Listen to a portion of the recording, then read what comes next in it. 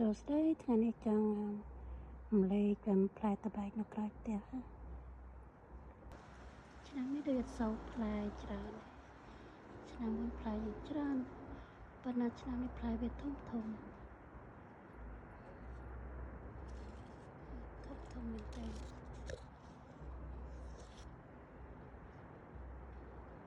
គិតគូរថានឹងបែរទៅចែកបងប្អូននៅពុំម៉ាក់ញ៉ាំអានេះដើមវានេះដើមច្រើនណាស់ហើយ10ដើមហ្នឹងដឹងដែរវាបែកគ្នាបើ10ដើម